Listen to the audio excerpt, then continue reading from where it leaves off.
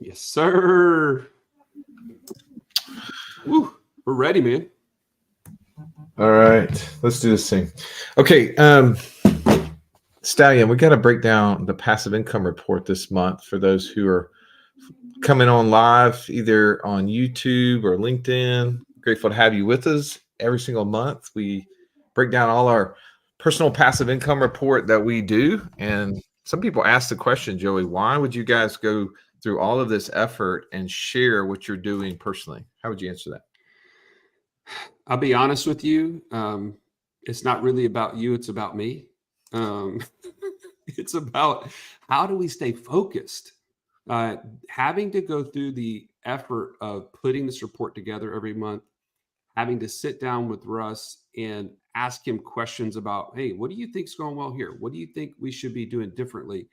It forces us to actually really get serious about this. And to be honest, without it, I don't think we would be talking about this but once or twice a year. And the lesson within that, and actually I was having a conversation with one of our mastermind members the other day. I said, this is no different than being a member of a gym and having a personal trainer. Why do you have a personal trainer? It's because they literally meet you at the gym and they focus in on that time to make sure you're getting the most out of it. But you could be a member of a gym and never go. I've done that for years. So, I mean, Russ has always busted me about that. But the point is, man, having this accountability every single month to come and bring this to you, it helps us to be better investors. It helps us to be focused. What would you say, Russ? No, I agree. I think there's a lot of value in keeping our eyes on what we're trying to accomplish, and what you stay focused on will have attention toward it, which ultimately should have positive impacts. And I think you'll see that as we keep talking. All right, so Joey, you ready to go live on the podcast? Let's do it. All right, so we're going to take this live behind the scenes. You get the value of watching it. Let's do it. Okay, Stallion, let's break down what happened in April as it pertains to our passive income report. I also think that kind of really, it's not just the numbers. We've been doing this now for almost 4 years, sharing this passive income report with you, both on YouTube as well as on our podcast, and putting the numbers on our website. But I think really the insights behind all the things that are happening are really what's the most valuable. For some of you, it's inspired you to go out and do some of these things. For some of you, it's helped you avoid making some of the same mistakes we've made. But I also think that, you've probably got into this idea of, hey, how do I build passive income? Who are the people I should be following? Maybe you read the book, Rich Dad Poor Dad by Robert Kiyosaki. Maybe you even started playing the game, cash flow. And inside that game, Stallion, as you know all too well, because your kids beat you all the time when you play it, there's two piles. When you have an opportunity card, you can pick from one of two piles: small deals or big deals. And I would love for us, as we start off today, as we look at this passive income report, as we show, I think for the month we brought in net a little over $43,000, so not bad, right? But I want to break down small deals versus big deals today. I want to talk about things that we're most excited about on this report, but also some of the things that we're most frustrated with. So talk to me initially. Let's talk about some excitement. Looking at our report, looking at what's happened, what are you most excited about? Man, I tell you what, it's hard for me not to get excited about land. It just is. I mean, it's constantly happening while you and I are doing other things. What's It's happening? growing. Land is being bought and sold while we sleep. I Okay. mean, just constantly. And we're getting into really cool deals, opportunities where our operators are calling us or messaging us in Voxer and saying, hey, we've got this really cool deal. Would you want to put in a little extra cash to take advantage of it? We can immediately flip it for 3 times what we buy it for. We're like, yes, can I have another? I Yep. mean, that's the kind of like communication you want from an operator. And we're over 30, right at 31,000 gross, which our part of that is almost 22,000 per month coming in while we sleep. I, I, I don't, what do you not like about that? I mean, how can you not be excited about it? Yeah, no, the land flipping business continues to be one of my favorite things. And there's lots of different ways that you can get into the land flipping business. For most people, they have to start out actually being the operator themselves. We had somebody recently comment on the YouTube page, "Hey, I want to do this done for you deal. How much money does it take?" I think that's a bad question. The question is not how much money does it take, is it the right fit for you?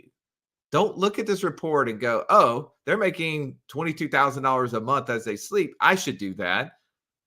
I mean, I know that's hard not to say that, but at the same time, there's a lot of things that go into making that work. And the fact that you and I don't need that capital today, right? It makes it a good fit for us because you and I have other incomes that we can keep rolling this capital. This, we started out putting in 100,000, 150,000, another 100,000, another 100,000. We've made contributions along the way, but we haven't had to pull capital out because we didn't need it. Now we could and we can, but we didn't need it. So when you look at this, you have to understand your own investor buy box and determine when do you need capital out. This may be the worst investment for you if you need instant capital back.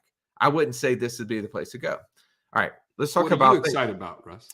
Well, I mean, there's lots of things on this list, but one of the things that one of the reasons that we actually started the passive income report is because you and I met two guys at an event, Pat Flynn and John Lee Dumas. And if you're not familiar with those guys, Smart Passive Income is Pat Flynn's podcast, or Entrepreneurs on Fire is John Lee Dumas's podcast. And those two guys were sharing their own personal passive income reports, but they were 100% affiliate marketers, right? Like they just talked about the things that they were doing to grow their businesses and the tools they were using, and people were buying those same tools and they were getting small affiliate commissions along the way. Well, you and I have had so many people come up to us and say, "Hey, like you guys are doing the short-term rental thing. How do I do that?" Or, "Hey, you're doing this land flipping thing. How do I do this?" Or, "Hey, you guys have talked about buying online businesses and doing this whole e-commerce space. How can I do that?" Well, all of those things that were just courses and coaching programs, we have, created relationships with the people who do it. And I just love watching you guys have success going out and doing it yourself and coming back and telling us about what you're doing, about how the business that you bought is growing or how the business that you're running is working. And so we're building affiliate income through those relationships, through those partnerships. And I see that as like one of those things that just reminds me what got us into this from the beginning. That was not our focus. We were more investment minded focused of how we we're going to build passive income. But I like diversification of the passive income stream. I think we should always be figuring out different ways to increase our passive income, increase our income in general, and not be focused on just one way to do it. So I'm excited that we've diversified it, and you see a pretty large percentage, almost 25% of our income for last month came in from affiliate income. I think that that's fantastic. Well, who wouldn't? I mean, that's good stuff. Now, what are you most frustrated about right now that's on this report? Easy. The stinking Bitcoin mining fund. Ooh. Like that is, man. Why? I don't want to assume. Why is it frustrating? This is so close to Wall Street. It is so close to Wall Street. Like I love the fact that it's this alternative, decentralized platform that you can, help in the Fed. Like I'm all about that, right? I love the concept of getting us out of the Federal Reserve and the central banking system, being able to just print dollars and make everything around us more expensive as a result. And you and I, back in like 2016, 2017, started buying these little computers that were mining Ethereum at the time. And as that currency went up in value as it relates to the US dollar, it was making a lot of money. Like we made hundreds of thousands of dollars doing that, all very small investments. And you and I assumed if it's good on a small scale, it must be good on a big scale. So instead of buying a computer for $10,000 and buying 5 of them, 10 of them, I think eventually we ended up having like 20 of them a piece. We decided to go into a Bitcoin mining fund where we joined up with about like 10 or 12 other people. We all put in several $100,000 a piece and bought all of these miners that specifically are going to mine Bitcoin, the Cadillac of all crypto. And we put in 175,000, and last month it kicked off a whopping $910 worth of Bitcoin. Like Hmm. that's and to date, I think we've maybe gotten $15,000 back off that 175,000 investment. Had we Maybe. put if we put 175,000 and just bought Bitcoin 2 years ago, how much would it be worth, Joey? A lot more. I can't do the math on the fly. It's So it's it's over twice as much, because when we were doing this, Bitcoin was like 31, $32 to the US dollar, and now it's like 66. So it's the trade-off between 15 grand and 350 grand. So yeah, I'm kind of hacked off about that. But more importantly, I'm not hacked off about what I missed out on. I'm hacked off that this is one of those areas that we cannot control, and it's so close to Wall Street. I just slapped my hand just saying, told you so, told you well, so. and let me Done it. just add this. Your strategy dictates what you're investing for. And in this case, you just pointed out what was our motivation for investing in Bitcoin. It really wasn't about the cash flow. Really, we were thinking, how do we go ahead and get some of our capital into an alternative to the dollar? And Bitcoin has all the functionality of a good source of value, a good store of value. Why wouldn't we just put some of our money towards that as a hedge, as a defense mechanism? And to your point, we thought that the fund was actually going to return more because of the nature of how they were going to the machinery and the operator behind it had so much more experience. Like we were like, well, it'd be better than just buying the Bitcoin itself outright. But now looking back, we're like, wait a minute, we actually brought in more variables like the ups and downs of the actual market, the cost of operating the equipment, the lag on the building out the machinery and all that kind of stuff. All that I didn't consider all that. Well, so basically, if you don't understand what Joey said at all, we made the decision. Do we want to just go buy gold?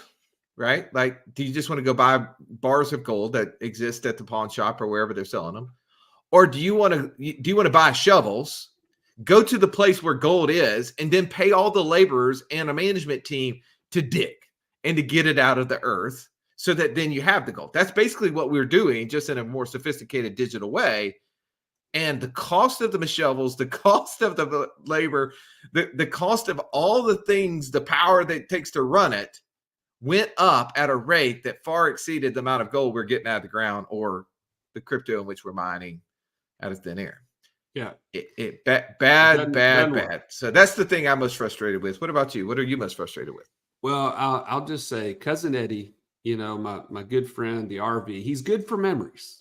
He's created some great memories. One of those memories is how bad of an investment it was to buy him.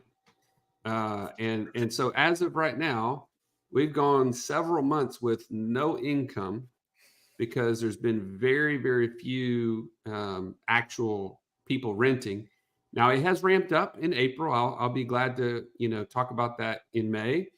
Whenever we I'm do sorry, our we're in May. excuse me, Are you I'm sorry. It's gone up in I didn't receive April's pay until May, but I'm going to talk about that in May.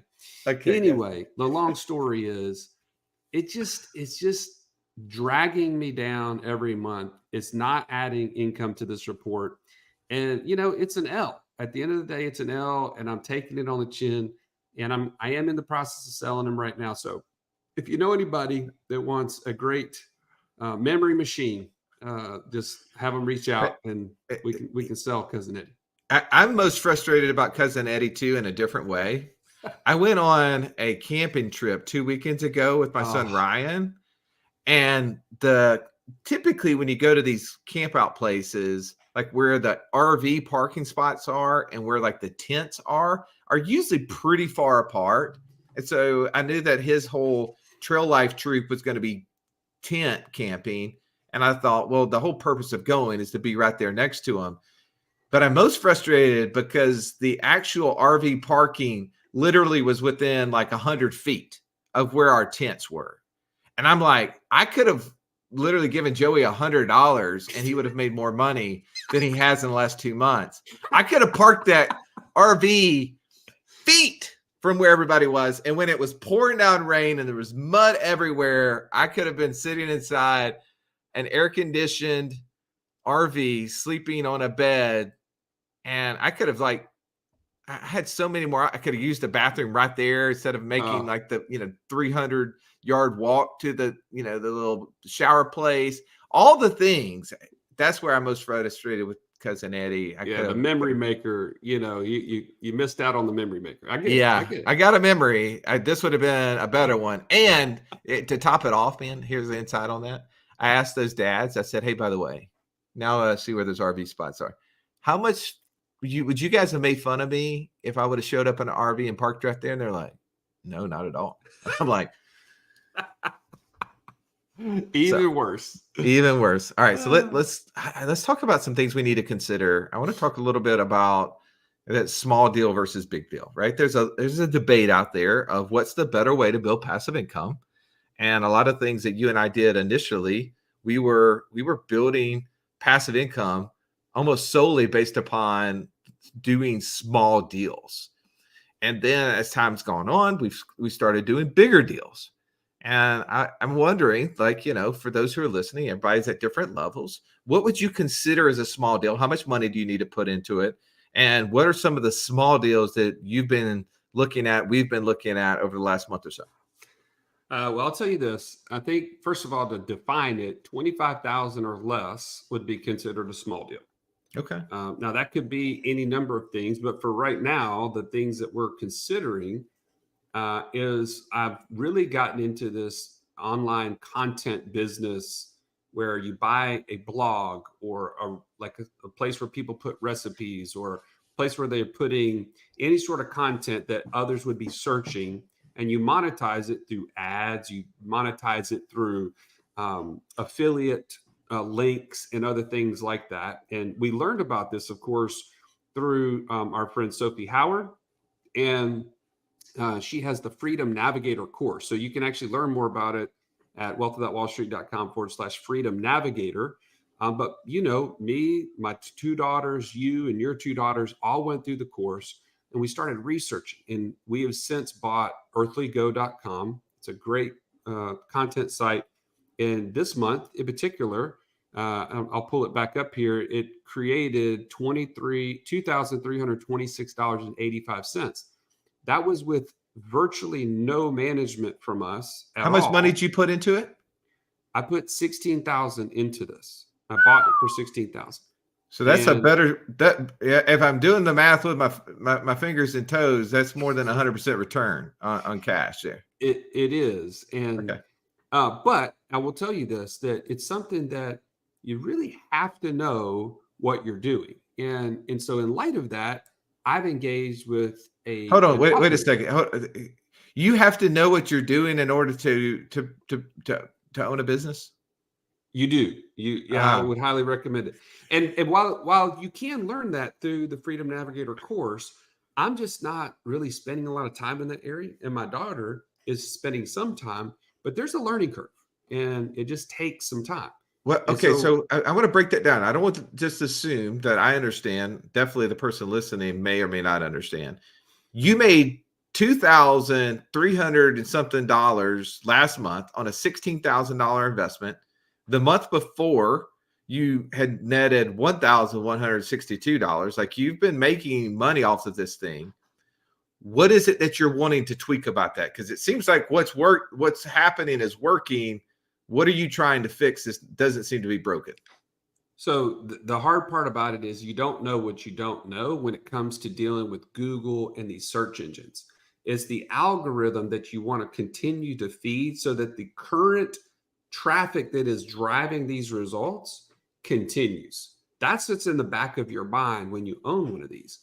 And that's the part that I feel like I know this much about, the SEO component, the ability to tweak what are the keywords that people are searching, looking at Bing versus DuckDuckGo versus Google. They all have their own ways in which. So what are you trying to accomplish? So what do you so you're considering doing what?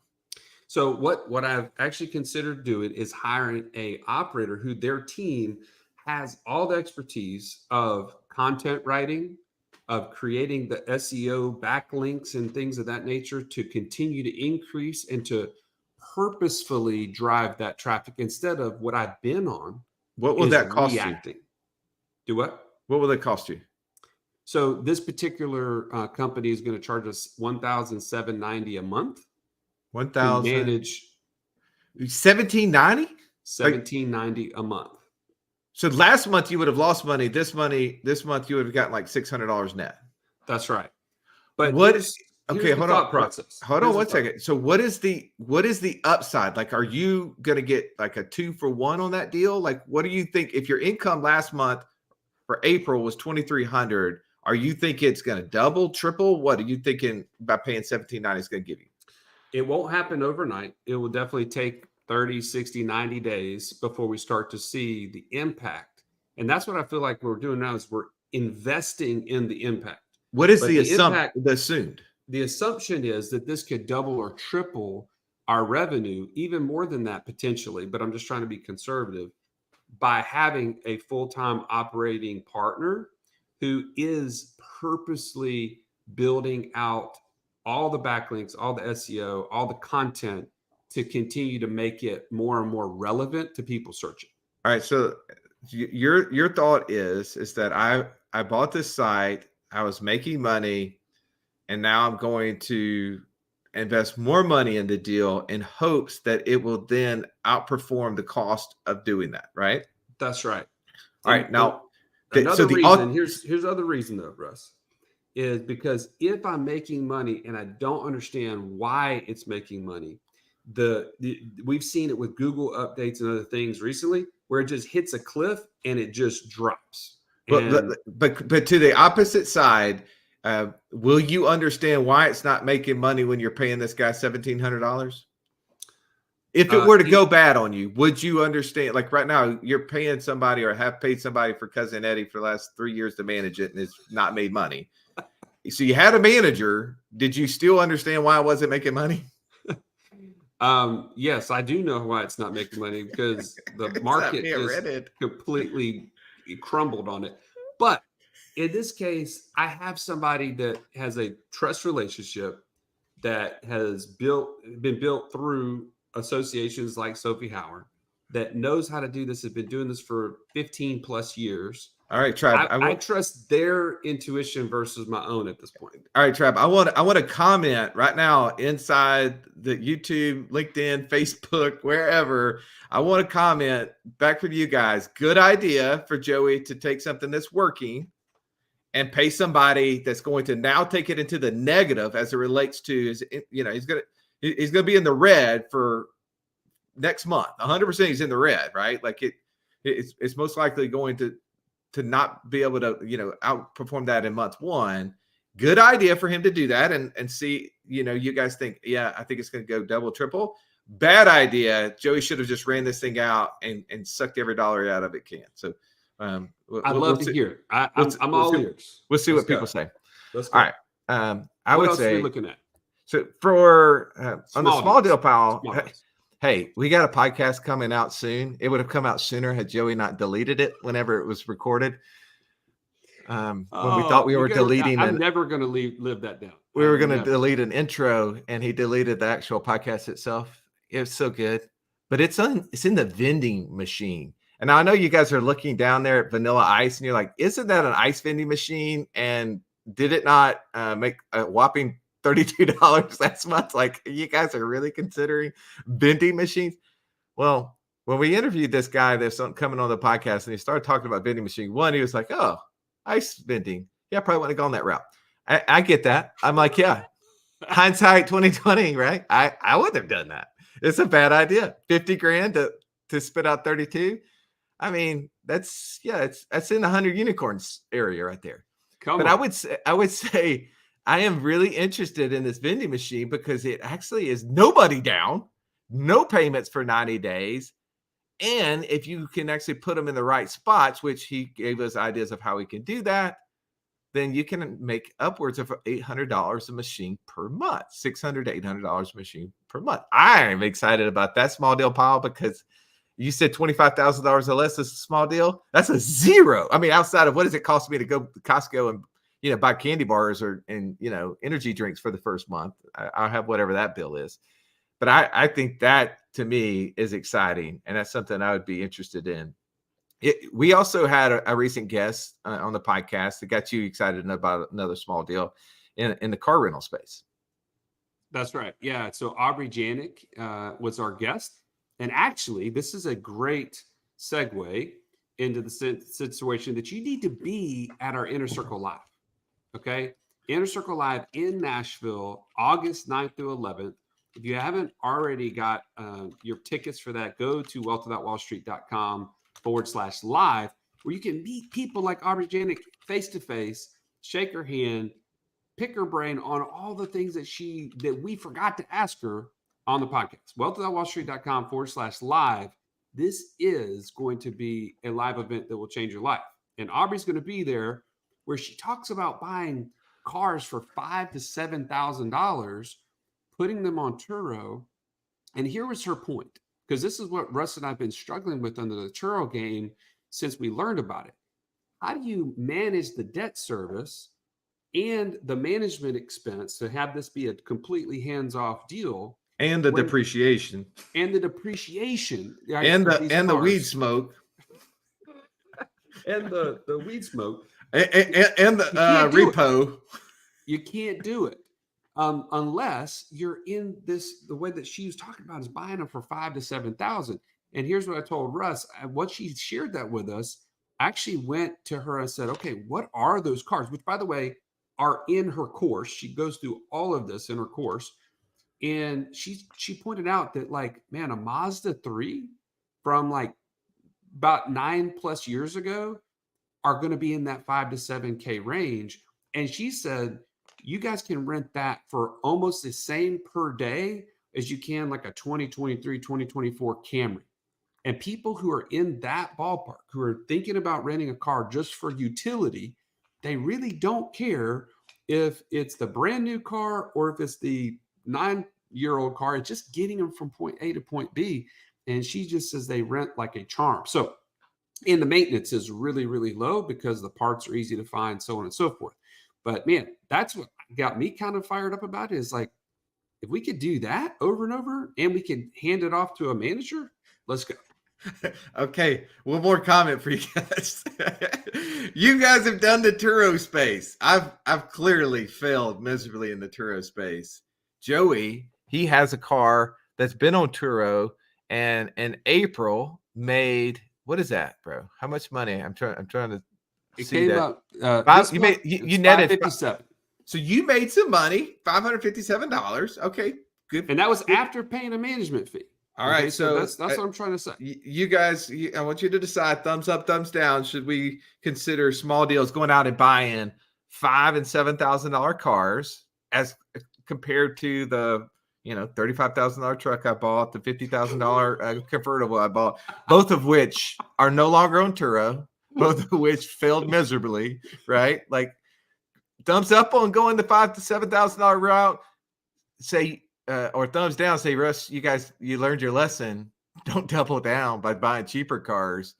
Bad idea. All right. But hey, if you want to learn about that, we actually have Aubrey's course at wealthwithoutwallstreet.com/cars. Right. And you can learn more there. All right. What else, Russ? All right. What's in the big deal pile? Let's get into the big deals. Okay. Here's a big deal pile. This is a really big deal pile. And this is a current deal we've been considering.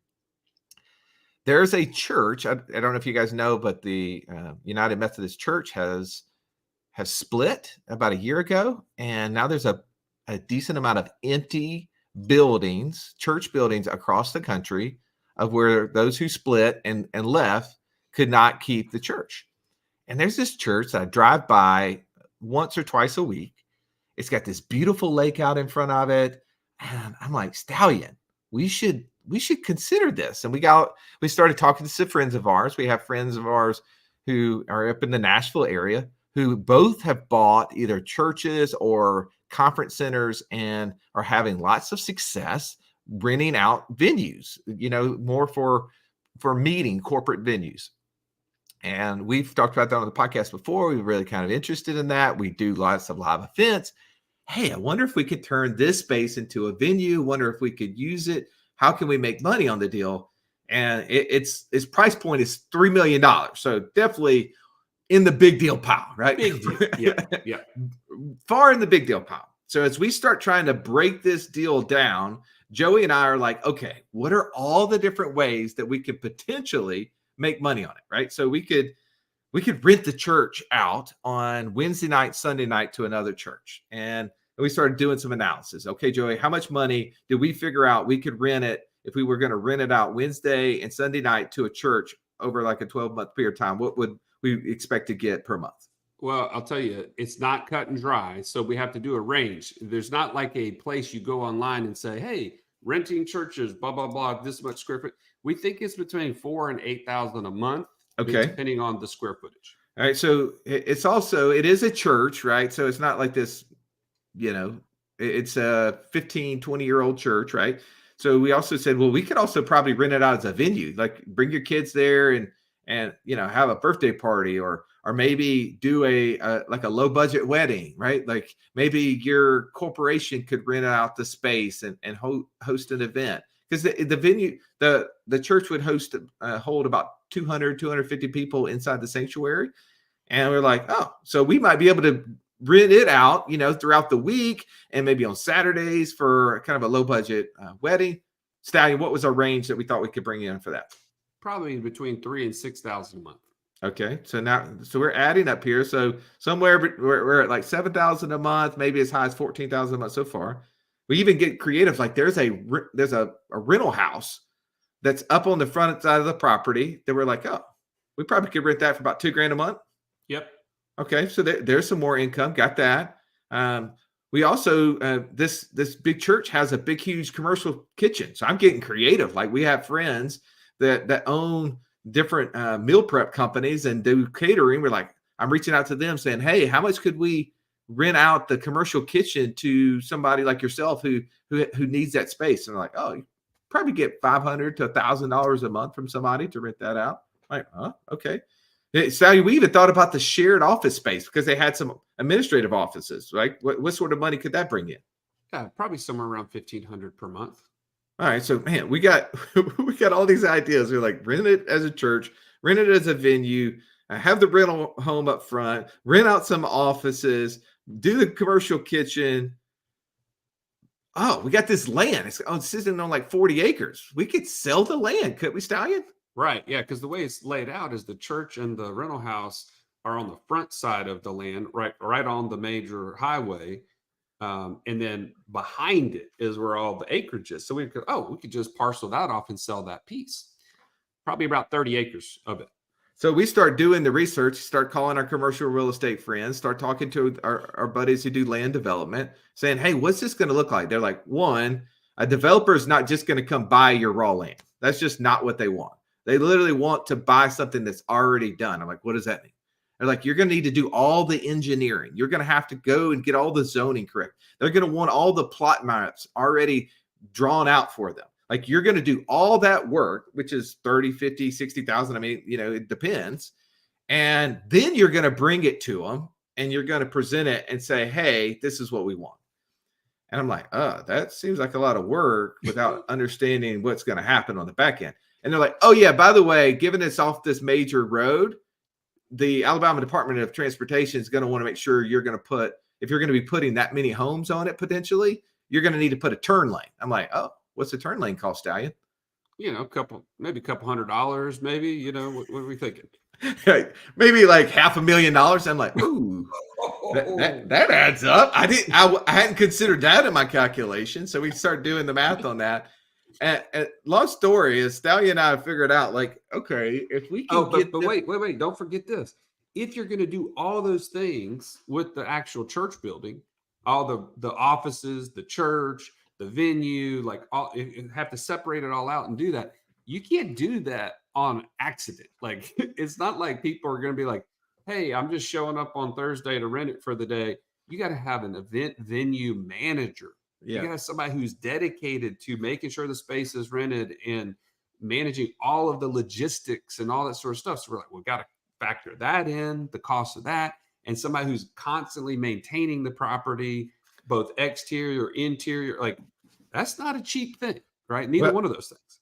all right. So here, I think you're getting the point here, Travis, that, like when you get into the big deal pile, there are big opportunities, right? There's opportunities to make some real money, but it requires experience that he and I don't possess, and it relates to this specific area. It requires a lot of capital, right? And whenever you're doing this, it's like compared to what? Like if we take $3 million and put it in this project, and that's $3 million we can't put into a number of other things. So compared to what does the math look like? And you say, okay, if I had to pay $3 million, what would that monthly cost be? And what is the actual return? And we started breaking it down. It's like, okay, there's not really much margin in here unless we could buy this property for like 2 million, maybe down to 2.2. We could maybe get it to work. And so we decided to put an offer in. We put an offer in at 2.2 million. And what was the counter offer we got back, Joey? Yeah, they were like, "Hey, we welcome your offer, and we counter with 3 million." wait a second. What? Your asking price is 3 million.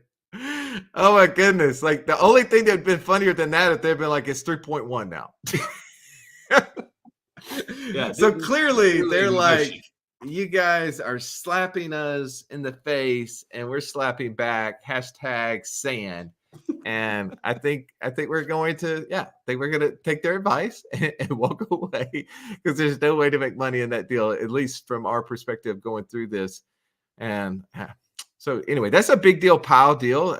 There's lots of other ones we could talk about, looking at buying businesses, investing, and new syndications, but we're running out of time here. So as we break this back down for you, just sharing with you again, the report for last month, we brought in a gross of 56,000 through all the activities, and we're up to 21 different streams of income that we have on the board. Not all of them produced last month, and we netted 43,000. So we continue to figure out ways to grow that. Our goal is to get that to at least $100,000 a month, and we've got some ideas of how we're going to do it. We're going to keep sharing those with you. Thank you for keep coming back to this podcast and listening. And definitely can't wait to see the comments on some of the questions we laid out there for you, whether or not we should be doing or not doing some of these new ideas. Thank you, Joey, for being such a good sport. Let me pick at you again. And as always, have an amazing day.